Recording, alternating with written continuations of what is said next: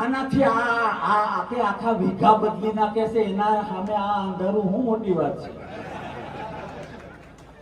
ને. આપણે ખરેખર ખેડૂત છીએ. મને આ ન ફાવે, મને પેલું ન ફાવે, આવું કરી કરીને જ એ લોકોને બધું ફાવતું થઈ ગયું છે. થોડાક માણસ થાવ, પાછા વળો, પાછા. મારે પેલા નેતા સાથે ખૂબ સારા સંબંધ છે એટલે ભરતસિંહજી મારે તો એ સાચવવું જ પડશે. હવે એને તારા દીકરાની ચિંતા નથી, તારી માની ચિંતા નથી, તારા બાપની ચિંતા નથી, તારા બાળકોના ભવિષ્યની ચિંતા નથી. તો એવા નેતુડી તો એક બે ને ત્રણ 7 વાર મુકાવ્યા જાય. અને કયો નેતા તમારા ઘરમાં બાજરો નાખી ગયો? કયો નેતા સાહ નાખવા આવ્યો?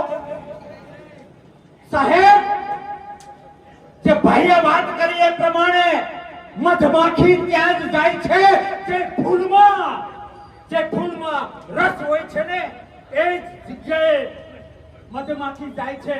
અને શું થયું? એ જ જગ્યાએ જાય છે. એમ તમારામાં કંઈક જોશે તો બધી જ પાર્ટીના છગનભાઈ, મગનભાઈ, મનુભાઈ, કારાભાઈ, કરશનભાઈ, પાલાભાઈ કરીને આવશે. હા કે ના? ગામના વહવાયા ત્યાં કોઈ નેતા ગયું કોઈ દિવસ? ત્યાં નહીં જાય. મારે તમને એ કહેવું હતું કે પેલો મજૂર તમારે ત્યાં આવે છે અને જે બે મજૂરે તમને ના પાડી દીધી એ તમારા બંધ ગામના બંધ ઘરમાં જાય છે. ત્યાંથી ગેસની સિલિન્ડર લઈ લે છે, લાઇટ કનેક્શન લઈ લે છે. હમણાં તો સોનું લેવાનું ચાલુ કર્યું, સોનું લઈ લે છે, ઘરનું આડહર લઈ લે છે, મોકો મળે તો ઘરના નરિયાઈ લઈ લે છે. આખું ઘર ખાલી કરી નાખે છે.